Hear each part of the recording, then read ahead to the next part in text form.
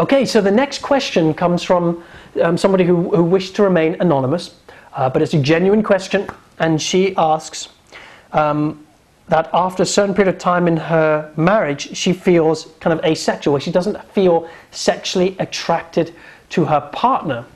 And as she says, her friends are telling her that this is kind of normal after, several years of being in a relationship. So she's saying, the spark is gone. People are telling me that this is normal. Is it actually normal? Is that true? Is it normal? It's normal, and in the sense that most people experience it. But don't confuse normality with actually what's possible. Because, in fact, what's normal is that two people come together, and just like I said in yesterday's video, they don't give their masculine and feminine gifts. They kind of neutralize themselves. They play it safe. The man becomes emasculated, the feminine woman becomes less feminine, so she has to wear more masculine energy and he becomes more feminine in his energy, and then suddenly there's a kind of friendship that occurs. There isn't really any polarity being defined as the electrifying arc of electric passion and vitality that sustains your relationship. When that polarity is gone, you won't find each other attractive. And by the way, polarity is like two poles. You have a north pole and a south pole. With electricity, you have a positive and you have a negative. So when you have a positive and a positive, there's a repulsion, and when you have a positive and negative, there's an attraction. So just like in nature, you have these two poles that create kind of like, when you have a north and a south pole, it creates a magnetic field. When you have a positive and negative charge, you have a flow of electricity.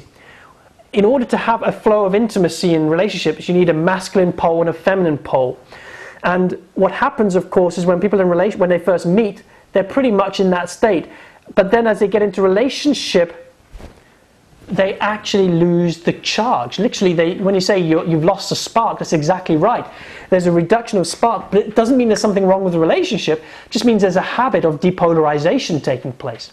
And there are certain things that you can do and not do, in other words, to avoid, that will help you come back into polarity.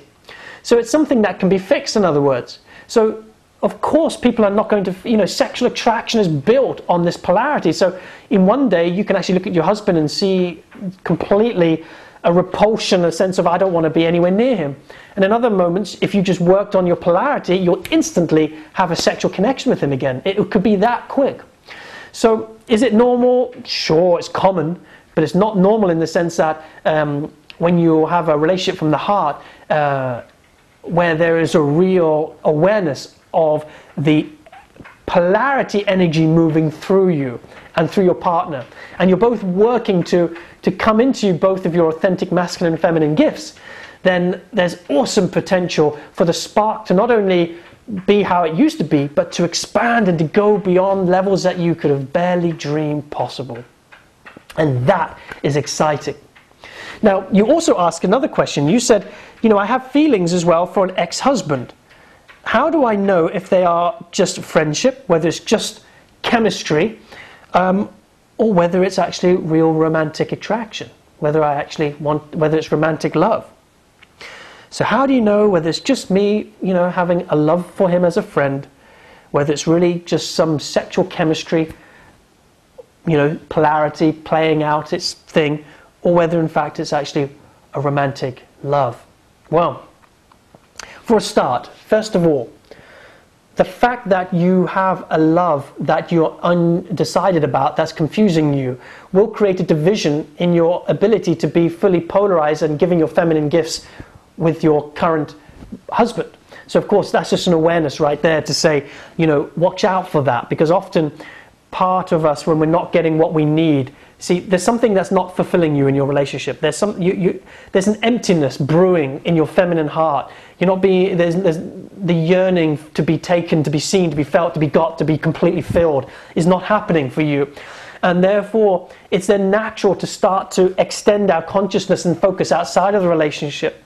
And one of the safe ways, of course, is to then have those feelings for people we've been with in the past, because of course you were of course attracted to them in the past. You wouldn't have been married with this guy for 5 years had it not been something that's been attractive to you in the past. So what's important to understand is that there are, in our culture we use the word love, but love, in fact, we use the word love, but it describes three different things. Like you just mentioned, love as a friend, or love as a father saying to his son, "I love you, son," is a very that type of love is what happens when the heart opens. When you open the heart, you experience love from that place of deep friendship, of that deep union, that deep connection. If you have a father to son or a mother to a child, it's that type of love that just pours out of you when your heart opens. And then we use a different type of love which says, "I want to make love to you." That's the polarity, that's the chemical polarity love, which is built on that electric arc of two poles, masculine and feminine, coming together. Now, when you were together with this guy 5 years ago, I bet there were times when it was flat, energetically. But of course, as distance has provided you some space, you found polarity with each other again. In other words, it's so easy to be in polarity at a distance. But it's axiomatic. Axiomatic means the closer you are to the moment, the harder it is to actually see the person in the moment. The further away you are, the easier it is to buy into the fantasy of that person. So you're not actually having polarity with him, you're actually having polarity with the thought of him. So it could be the fantasy of somebody creates the pole of opposite charge. The reality of the person often is very different to what we actually fantasize. So just be aware of that as well, that sometimes the idea of something is far more attractive than the actual reality of it. So polarity or chemical love is just built on a natural, spontaneous arc of electrifying passion. It's natural, it happens all the time, every day, if you're aware of it. In other words, you can have polarity with a place, a thing, an object. Men and women will have polarity with strangers all day long. It does not mean you love them. It does not mean that you want to spend the rest of your life together. It does not mean that you're right for them. It just means they're in their masculine, you're in your feminine, boom, there's a polarity. There's just an arc of electricity.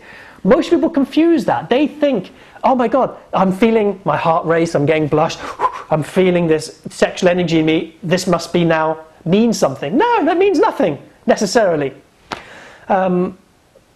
Yeah, does that make sense? So that's a difference between that type of love, and then romantic love is something completely different altogether. Romantic love is the most non-sustainable love there is. In fact, it's not really love. It's when we become romantically attracted to somebody, what's actually happening is that we're being drawn to a psychological mold of our parents. Specifically the part of our parents that didn't give us the quality of love that we really wanted. So we're always attracting a person in the hope that we're going to get love from our parents. So our romantic love is always connected energetically and psychologically as an imprint of our parents. Which is why when we attract somebody, and that's why, by the way, we have this feeling of, oh my God, I know this person forever. It feels there's something so familiar about you. You're the one.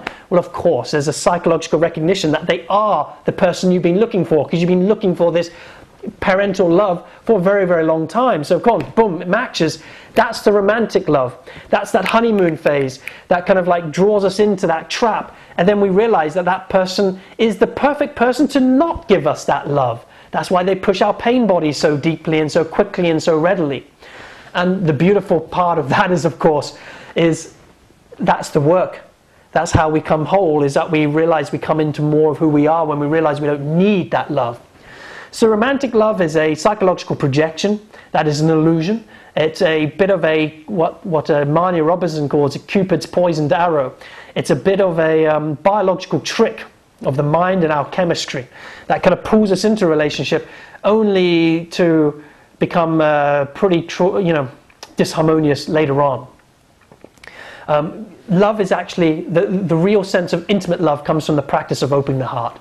That's the genuine type of love that we're talking about. And the difference between a romantic relationship and a friendship then is a real intimate relationship that's romantic is one has polarity and sexuality is used as the practice to come into union, and the other is just without polarity, and that's just what friendship is. That's how you know the difference. Anyway, hope that was helpful. And again, there's so much more to. I have literally just touched the tiniest topic of, tiniest piece of this enormous topic of polarity and romance and chemistry and polarity and friendship and how it all works. And again, the Love, Relationship and You retreat is the perfect place to learn more about that if that's something that you want to get involved in. Anyway, if you love this, just share a comment below. Love to hear your thoughts. Share this with your friends with Twitter and Facebook, and I will see you in tomorrow's lesson. Take care.